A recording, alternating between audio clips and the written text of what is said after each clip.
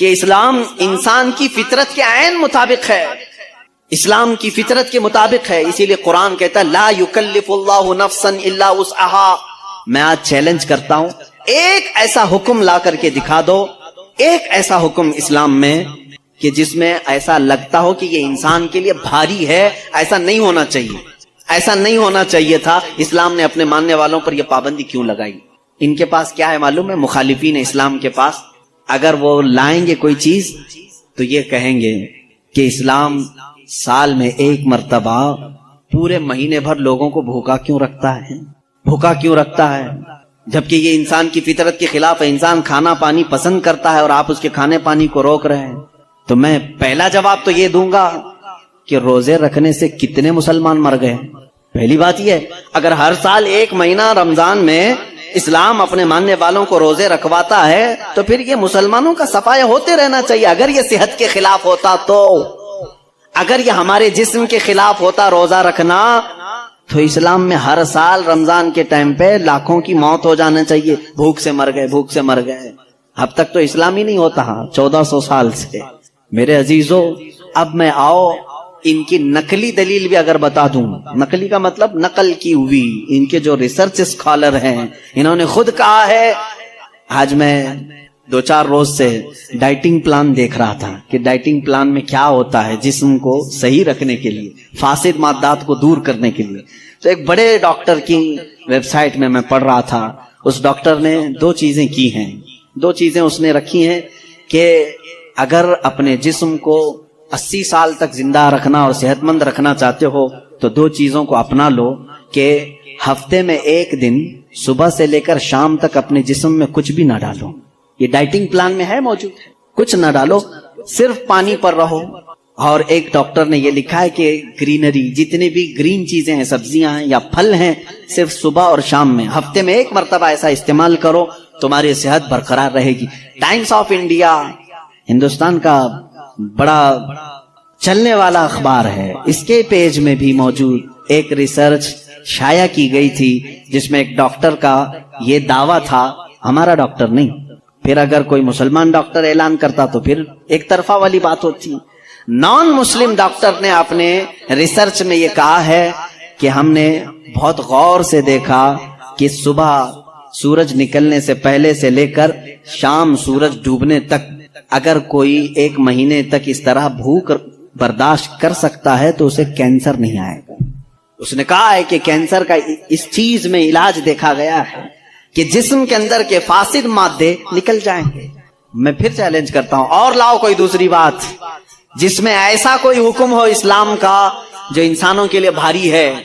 تم ڈھونڈ کر کے روزے لے کر کے آئے تھے، روزے لے کر کے آئے تھے. اور پھر اگر یہ کہتے ہیں تو ان میں سے جو ادھر ادھر کے لاتے ہیں چھوٹی چھوٹی سی چیزیں، ایک بڑا طبقہ ہے جو اسلام کی کمیاں ڈھونڈنے کے لیے اپنی پوری زندگی خرچہ کر رہا ہے. ہمارے پاس وہ ساری چیزیں. قرآن کو خوردبین لگا کے، مائکروسکوپ لگا کر کے پڑھنے والے لوگ ہیں کہ کہیں تو کچھ نکل جائے، مل جائے. ارے میاں یہ کام تو عرب والے بھی کر چکے اس وقت، ان کو نہیں ملا، تم جاہلوں کو کیا ملے؟ وہ عرب تھے، عربی دان تھے، وہ نہیں لا سکے اس زمانے میں. خیر، اب اسلام کی اور کون سی چیز ایسی جو بھاری لگتی ہے تمہیں؟ کون سی؟ کہا یہ کیا ہے، صبح صبح اٹھا دیتے ہیں فجر کے وقت، انسان کے لیے بھاری ہے. اور ایک مستشرق ہے، مستشرق اس کو کہتے ہیں جو اسلام کی تعلیمات پوری حاصل کرتے ہیں لیکن ہوتے یہودی اور عیسائی. اس میں سے ایک نے کہا، اعلان کیا کہ اسلام میں یہ زیادتی لگتی ہے مجھ کو کہ صبح کی نیند بہت اچھی ہوتی ہے اور اس وقت یہ اٹھا دیتا ہے. اور ان کے اوپر پابندی فرض ہے، وہ بھی ایسا نہیں کہ مستحب ہے، کرو تو چلے، نہیں کرے تو چلے. اس نے دعوے میں یہ بھی لکھا ہے کہ یہ میں اپنے سے نہیں کہتا کہ یہ بھاری ہے، بلکہ خود مسلمان بھی یہ کہتے ہیں، وہ فجر میں نہیں جاتے.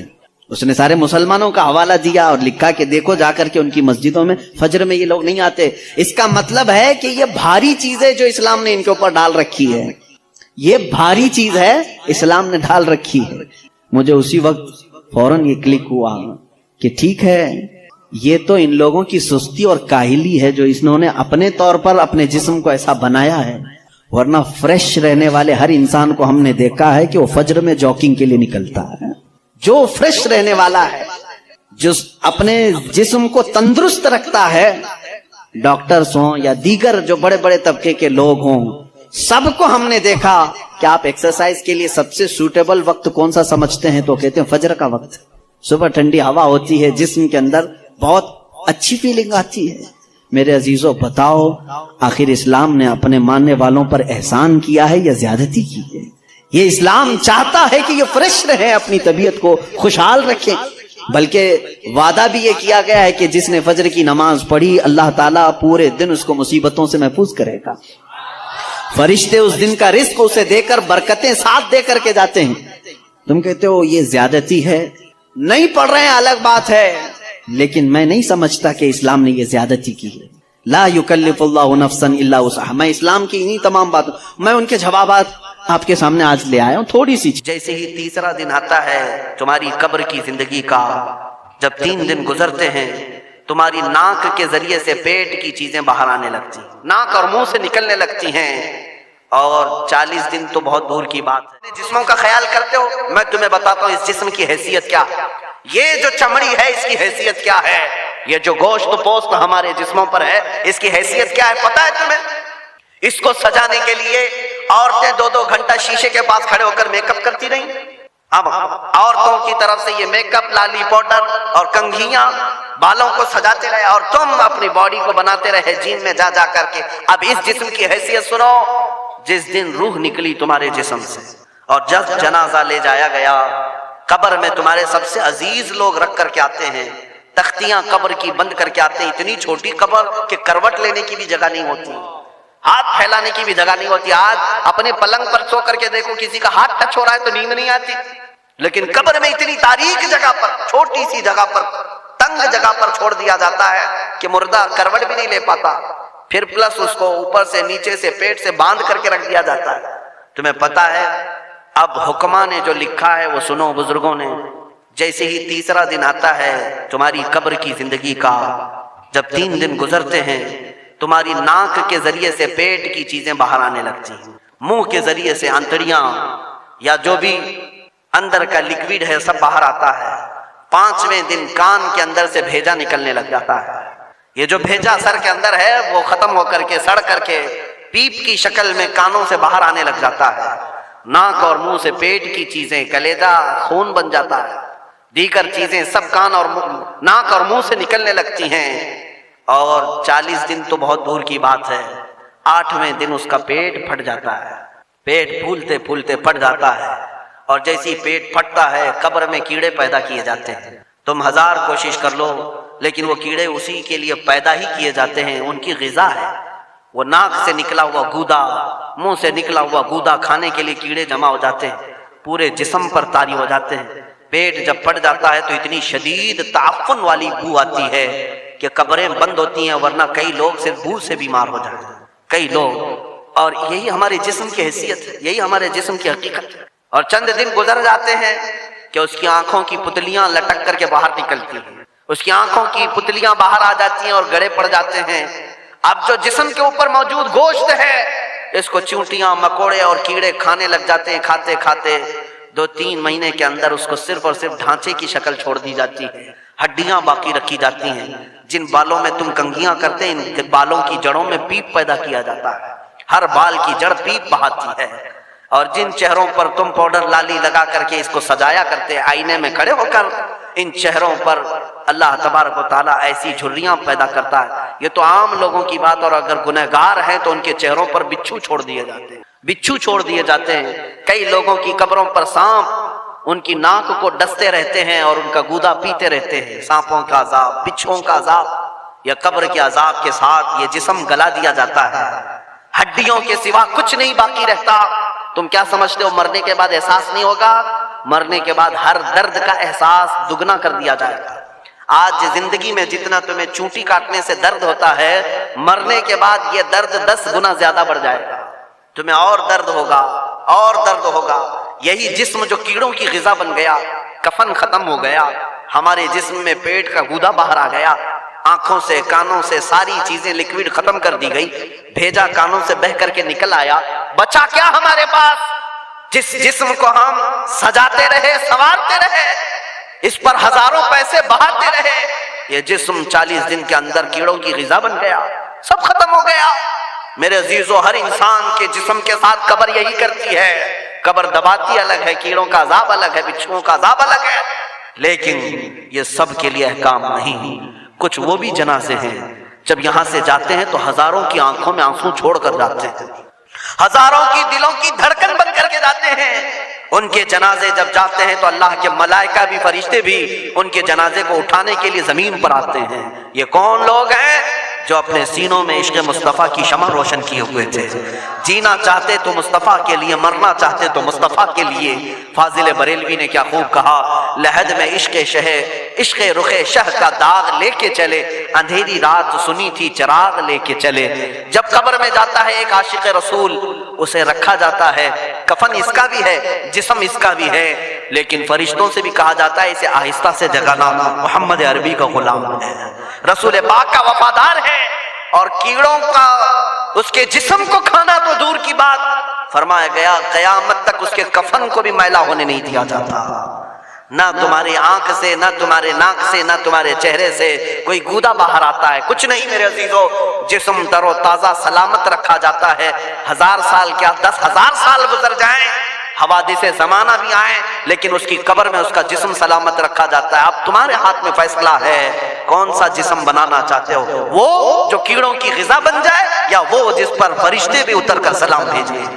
میں نے خود میرے مرشد گرامی کے جنازے میں حاضری دی، حضور تاج الشریعہ بدر الطریقہ رحمت اللہ تعالی علیہ، جس مرد کلندر نے اپنی پوری زندگی عشق مصطفیٰ میں گزاری ہے۔ آج تم نعرے لگاتے ہو تاج الشریعہ تاج الشریعہ، ان کے شب و روز دیکھے تھے کبھی؟ ان کی صبح اور شامیں دیکھی تھی کبھی؟ بہت پیر ہوں گے جو باہر پیر ہوں گے، اندر پیر ہوں گے، لیکن تاج الشریعہ کو میں نے اندر بھی دیکھا ہے، باہر بھی دیکھا ہے۔ آنکھیں بند بھی ہوتی، آنکھوں سے اگر کوئی چیز نظر بھی نہیں آ رہی ہوتی، تب بھی اتنا خیال ہوتا کہ کہیں سطر تو نہ کھل گیا ہو، کہیں پائجامہ اوپر تو نہیں ہو گیا ہو۔ سونے کے حالت کی بات کر رہا ہوں، کوئی نہ ہو تب بھی یہ خیال باقی رہتا۔ کون سا ایسا دن گزرتا جب وہ دلائل الخیرات نہیں پڑھ رہے ہوتے، قصیدہ بردہ شریف نہ پڑھ رہے ہوتے، ہزاروں سفر کی مصروفیات کے باوجود حضور پاک کی محبت کے نغمات میں کوئی کمی نہیں آئی۔ لیکن میں آج آپ کو ایک بات بتا دوں، جب انتقال ہوا وہ جمعہ کی شام تھی، اور ہمارے مردوں کو 6 گھنٹے 10 گھنٹے میں ہم کو قبرستان سپرد کرنا پڑتا ہے، 12 گھنٹے رکھ دیں تب بھی فریج منگوانا پڑ جاتا ہے، اس کے بعد قبرستان کے حوالے کر دیں۔ میرے مرشد گرامی کے انتقال کے بعد 48 گھنٹے رکھے گئے تھے، 48 گھنٹے رکھے گئے، اور اس کے بعد جنازہ پاک کو غسل دے کر لایا گیا۔ یہ فقیر قادری جنازے کی گاڑی میں شریک رہا، حضرت کے قدم پکڑ کر کے میں قبر تک رہا۔ میں آپ کو صرف اس لیے یہ بات عرض کر رہا ہوں کہ جب گاڑی جنازے کی چلتی تھی، میں نے زندگی میں بھی حضرت کے ہاتھ پکڑ کر کے ادھر ادھر چلایا۔ حضرت کے ساتھ جب جانا ہوتا تو بازوؤں کو ہم تھامے ہوتے، ہم کیا چلاتے، ہمیں وہ خود چلا رہے ہوتے، لیکن یہ ہم برکت کے لیے پکڑے ہوتے۔ جو نرم و ملائم جسم تھا، میں نے وفات کے بعد جنازے میں کھڑا ہو کر کے دیکھا، قدموں کو پکڑ کر، نہ نرمی میں کمی آئی، نہ ملائم ہونے میں کوئی کمی تھی۔ اور جب گاڑی آگے چلتی، جب آپ گاڑی جنازہ جس پر رکھا ہوا تھا چلتی تھی، تو میرے عزیزوں زندگی میں جس طرح جسم نرم و ملائم تھا، میں نے دیکھا کہ گاڑی جب اس کے دھڑکے ہوتے تھے ادھر ادھر، تو پیٹ مبارک اور سینے مبارک ویسے ہی ہلتا تھا جیسے کسی زندے کا ہلتا۔ ہاتھ پر انگلی رکھے تو خون سرک جائے اور پھر اپنی جگہ پر آ جائے۔ یہ کوئی مبالغے کی بات نہیں کر رہا ہوں، یہ آنکھوں سے دیکھی ہوئی چیز ہے۔ اور قبر انور میں رکھنے کے بعد جب ان کے صاحبزادے اور داماد نکل کر کے آئے تو تھوڑی دیر کے بعد ہم نے دیکھا کہ چہرہ خود بخود قبلے کی طرف تھا۔ ہم اپنے مردوں کو رکھواتے ہیں، لیکن اس عاشق رسول نے اپنا چہرہ پہلے سے قبلے کی طرف کر لیا۔ یہ کرامات کہیں یا زندگی کی حقیقت کہیں، حقیقی بات تو یہ ہے جو مصطفیٰ کی یاد میں جاتا ہے۔ اس نے کیا ہی خوب کہا شاعر کہ میرے جنازے پہ رونے والوں فریب میں ہو بغور دیکھو، میرے جنازے پہ رونے والوں فریب میں ہو بغور دیکھو، مرا نہیں ہو غم نبی میں لباس ہستی بدل گیا۔ ہاں، مرا نہیں ہوں، غم نبی میں لباس ہستی بدل گیا ہوں۔ ان عاشقوں کا حال یہی ہوتا ہے کہ یہ مر بھی جاتے ہیں، انتقال کر بھی جاتے ہیں، تو بس لباس بدلتا ہے، لیکن زندگی پہلے سے اور بلند ہوتی ہے۔ عزیزان گرامی، تمہیں اسی بات پر میں لانا چاہتا ہوں، کون سی زندگی گزارنا چاہو گے؟ کون سی زندگی؟ یا عیاشوں کی، یا نچنیوں کی، یا مجرا کرنے والوں کی، ان ظالموں کی جو جہنم کی طرف تمہیں لے جانے کے لیے تیار بیٹھے ہیں؟ چند دنوں کی عیاشی ہے، تم گانے گا کر اچھل کود کر کے اپنے نفس کو تو راضی کر سکتے ہو، لیکن رب ذوالجلال کی رضا کبھی نہیں لے سکتے۔ آج تم دنیا میں فلموں کی زندگی جی کر کے تھوڑی دیر کی خوشی تو حاصل کر سکتے ہو، لیکن قبر کی راحت کبھی نہیں لا سکتے، قبر کا سکون کبھی نہیں لا سکتے۔ قبر میں اگر سکون چاہیے تو صرف ہمارے سینوں کو ادھر حوالے کرنا ہوگا، مصطفیٰ کریم کے حوالے کرو۔ اب اپنی زندگی کو بدلنے کا وقت آ گیا۔